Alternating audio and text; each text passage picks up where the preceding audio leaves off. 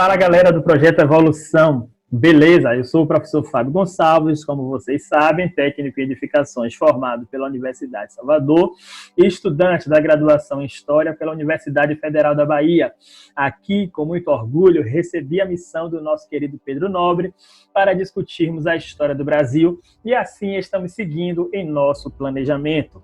Observem, as pessoas que ainda não assistiram às aulas anteriores, sugiro que procurem a nossa playlist de História do Brasil e assistam aos nossos conteúdos, assim como História Geral, Geografia e as outras áreas do conhecimento. A completude das coisas é muito importante para o processo da aprovação. Na aula passada, nós analisamos o tema 4, certo? A parte 2, ou o tema 4.1. A expansão territorial do Brasil, parte 2. Na aula de hoje, nós falaremos de um assunto direto, que é a escravidão, certo? Esse sistema escravista em África e o escravismo no Brasil colônia. Entretanto, hoje falaremos de África e na aula que vem, olha aqui embaixo, tema 5.1, nós falaremos da escravidão no Brasil, certo? Uma série de argumentações que nós temos em relação a esse campo de estudos que aqui na Universidade Federal da Bahia tornou-se riquíssimo. Inclusive, aqui nós temos nomes como o de João José Reis, certo? Então, nós vamos analisar esse sistema escravista em África e aqui os nossos alunos, os concurseiros, os vestibulandos já não irão mais justificar a escravidão moderna pela escravidão antiga. Daqui a pouco nós vamos desenrolar isso com mais calma. Então, observem, pessoas do projeto Evolução. Alguns temas são importantes para o momento em que nós estudamos a escravidão em África. Hoje nós falaremos disso, certo?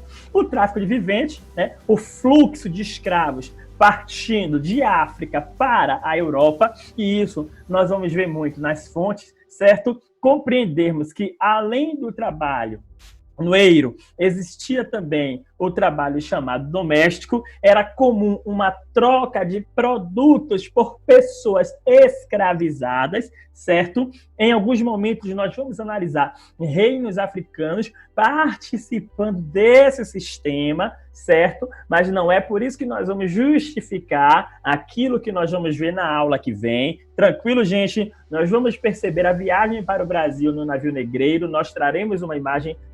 Nosso nobre editor, você pode colocar aqui bem pequenininho uma foto do navio negreiro, só para ilustrar, só para deixar um gostinho de quero mais para a nossa aula da semana que vem.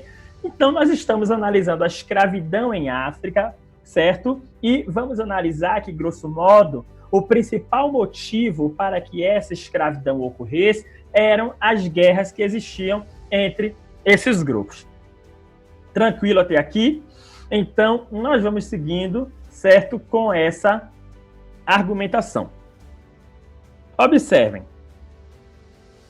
Embora a gente compreenda que as raízes étnico-raciais aqui do Brasil tenham uma forte relação com as pessoas que vieram trazidas da África para cá, nós percebemos um alto nível de desconhecimento em relação aos assuntos da escravidão e também da África, analisando o ponto de vista social da coisa. Então, é justamente isso, ou um dos principais fatores, que conduzem, certo, a estereótipos e visões preconceituosas. Porque muitas vezes nós não analisamos nem a antiguidade na África, inclusive quando nós falamos de história antiga, em muitos momentos, as pessoas pensam que só existia no nosso planeta, né, Grécia e Roma, e que nenhum outro povo existia, que aquilo que nós chamamos hoje de continente não existiam. Então, são visões, certo? São visões, certo? Carregadas de preceitos negativos que levam a essa visão estereotipada, Muitas vezes, quando nós falamos, por exemplo, de África, nós não analisamos a pluralidade cultural, as diferenças culturais. Nós falamos de África, por exemplo, quando nós falamos sobre escravidão, e nós falamos como se a África fosse um pequeno bairro, uma rua de determinada cidade. E não é bem assim. Nós temos uma riqueza de povos, uma riqueza de costumes. Inclusive, na nossa sociedade, nós temos diversos legados, certo? Desses povos que trouxeram para cá costumes africanos, costumes, ritos, etc. Né? Inclusive na nossa linguagem. Ou podemos falar também da nossa culinária. Mas é visto que esse preconceito étnico entre principalmente dois grupos que em muitos momentos foram chamados de raça, nesse momento já vão começar as polêmicas. Porque observe, quando a gente fala da escravidão lá em Roma, existem pesquisadores, como o próprio, em uma de suas palestras, como o próprio Dante Corrêa, né, pesquisador da história antiga, ele falava o seguinte: observem, na história de Roma, quando a gente analisa esse momento, né, a escravidão ela não tinha o seu viés racial. Né? Quando nós estamos falando da escravidão em África, principalmente cá na história moderna, nós percebemos esse peso. Inclusive, nós podemos, em alguns momentos, analisar os escritos do professor Aníbal Quijano, que vai trazer essa argumentação. Inclusive, como nós falamos lá na nossa primeira aula, alguns geógrafos afirmam que esse momento de contato entre os povos é um momento de início da globalização. Claro que existe uma outra corrente de pensadores que vão dizer o seguinte: não, a gente vai ter essa globalização aí, grosso modo, lá no século XX, né? Com esse encurtamento, com essa explosão, essa nova fase, quem sabe, de capitalismo, com essa nova fase de revolução industrial. Compreenderam, gente? Então, nós precisamos analisar justamente essas igualdades e essas distinções que esses contextos eles trazem para a gente. E a gente vai observando o seguinte: quando nós analisarmos mais a fundo a escravidão no Brasil, nós vamos perceber que novos e perversos substantivos eles são criados, né, para tratar com os pretos que vinham da África e lá na frente com aqueles pretos que já eram nascidos no Brasil. Termos, inclusive, que nós, na nossa sociedade do agora, né, a história do tempo presente, nós temos como normais. Entretanto, há uma série de pesquisadores, certo, das mais variadas áreas, inclusive, principalmente da área da história, certo, que trazem essa desconstrução, certo, essa resistência do ponto de vista acadêmico. Porque nós vamos perceber em aulas lá na frente, quem sabe até em debates, em lives aqui, aulas ao vivo, aqui no nosso portal, nós vamos perceber que o racismo, em alguns momentos, ele esteve dentro da academia. Então, trabalhando, claro, essa escravidão, né? Então, são meios que pessoas buscam para maquiar ou para chamar de mimimi, certo? As dores de milhares de pessoas que foram arrancadas do seu território e levadas, certo, para diversos locais. Nós não podemos afirmar, por exemplo, que os escravos africanos foram trazidos apenas para o Brasil. Não é bem nessa perspectiva, certo? Então, é importante nós falarmos de história da África em qualquer que seja o nível de conhecimento e em qualquer que seja o momento das nossas pesquisas. Então, gente, nós vamos seguindo, observando o seguinte: o comércio de escravos, quando nós analisamos na África, existe desde a antiguidade, isso é fato, né? Aquela relação entre os próprios povos, a relação entre os próprios grupos. Observem,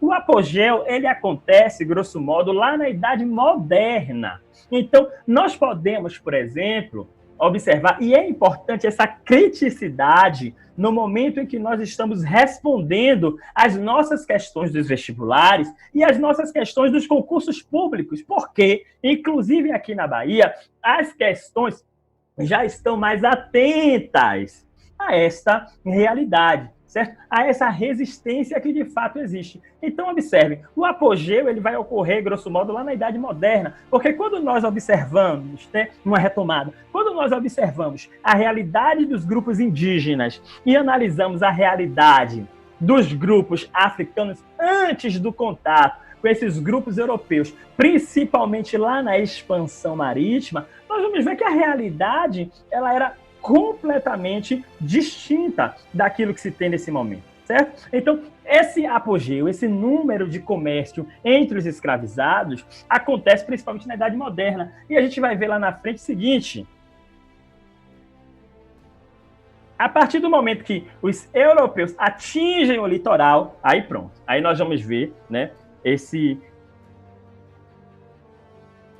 descontrole desumano, né, em relação ao contato entre, grosso modo, como era chamado há muito tempo, né, entre essas duas raças. E há uma série de pesquisadores que vão falar sobre isso, né? Porque, observe, os escravos africanos, os escravizados, né, eles tinham essa tentativa de apagamento da sua identidade. Por exemplo, quando eram levados para locais, eles eram ensinados a afirmar que eles vinham de outras localidades, além de um espalhamento nas colônias para evitar aquilo que as pessoas chamam de montins. Na aula da semana que vem, nós vamos observar muito isso. Então, observem.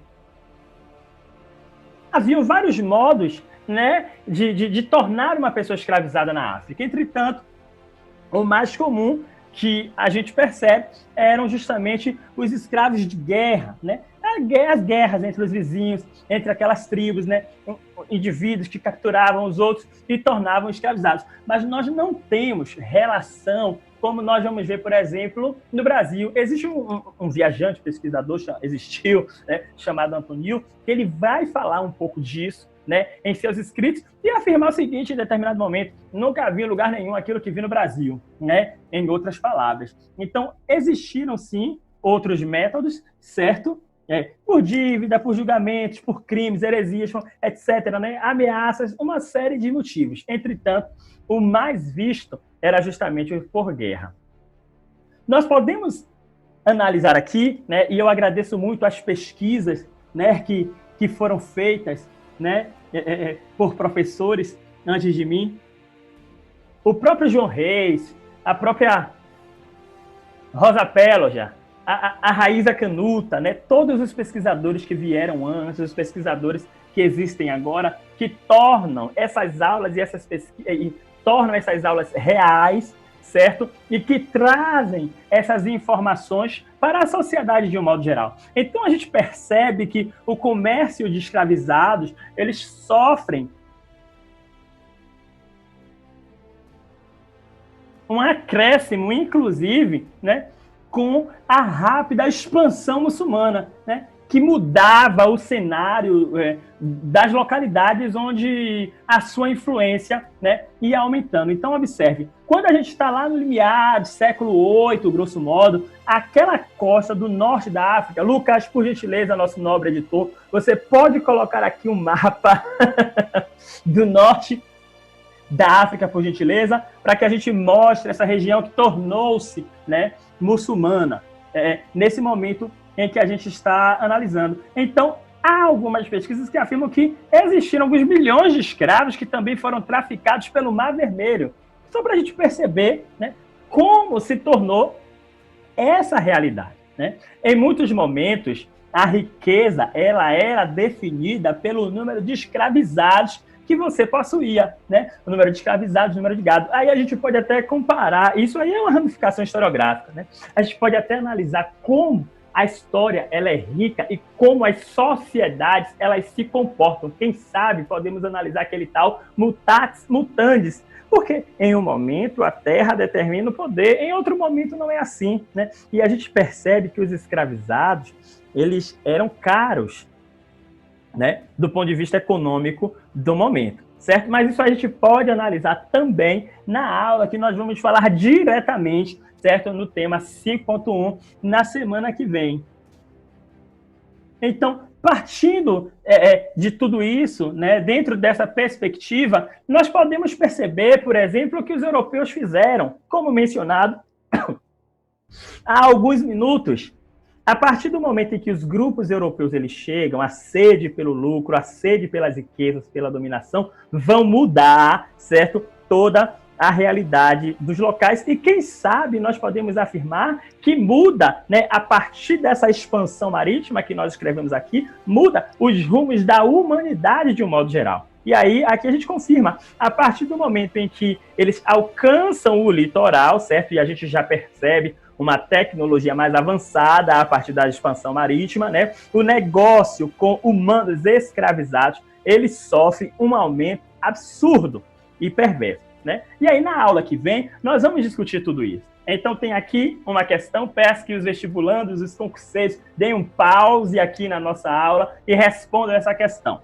A, B, C, D ou E? E agora, nós temos uma questão que as pessoas que nos acompanham aqui na página vão responder para a gente. E aí, gente, A, B, C, D ou E? Desculpe, A, B, C ou D? Muito bem, a resposta aqui nos nossos comentários. Se existirem dúvidas, entrem em contato com a nossa equipe. Caso não,